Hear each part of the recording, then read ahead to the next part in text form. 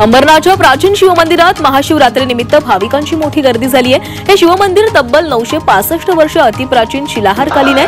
रात्री 12 वाजल्यापासून भाविकांना शिवलिंगाचे दर्शन सुरू झाले। रात्री परंपरागत पाटील कुटुंबियाकडून शिवमंदिरात पूजा पार पडली। महाशिवरात्रीनिमित्ताने इथं भव्य जत्राही भरवण्यात आली आहे। यवतमाळमध्ये महाशिवरात्रीनिमित्त कलावंत राहुल गुन्हानेंनी चित्रकलेचं प्रदर्शन भरवलं। यात त्याने तांदळाच्या दाण्यावर भगवान भोलेनाथाची प्रतिमा साकारली आहे। छोट्याशा दाण्यावर दुर्बिणीचा उपयोग करून राहुलने विविध रंगी छटांद्वारे शंकराची सुंदर प्रतिमा साकारली आहे। अकोल्यातील श्री राजराजेश्वर मंदिरामध्ये शिवगौरव विवाह महोत्सव संपन्न झालाय। जिल्ह्यात प्रथमच होणाऱ्या अशा आगळ्यावेगळ्या शिवविवाहात मेहंदी आणि हळद उत्सव उत्साहामध्ये संपन्न झालाय। यावेळी मोठ्या संख्येने भाविक उपस्थित होते। आज सायंकाळी राजराजेश्वर मंदिरापासून विवाहाची महावरात निघणार आहे।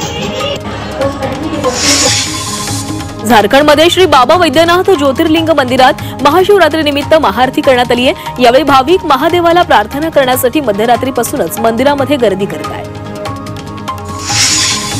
पंजाबच्या अमृतसरमध्ये महाशिवरात्रीचा उत्साह पाहायला मिळतोय। मोठ्या संख्येने भाविक शिवाला बाग भैयान मंदिरामध्ये दाखल झालेत। महाशिवरात्रीच्या निमित्ताने भाविक महादेवाला प्रार्थना करण्यासाठी मध्यरात्रीपासूनच इथं गर्दी करत आहेत। महाशिवरात्रीनिमित्त उपवासाच्या खाद्यपदार्थांना मागणी वाढली आहे। भगर, साबुदाणा, शेंगदाण्याला मागणी वाढलेली आहे। मात्र मागणीच्या तुलनेत साबुदाणा आणि भगरीची आवक मोठ्या प्रमाणावर झाली आहे। त्यामुळे 1 क्विंटल मागे दरात 100 ते 150 रुपयांनी घट झाली आहे। मात्र शेंगदाण्याचे दर तेजीत आहेत।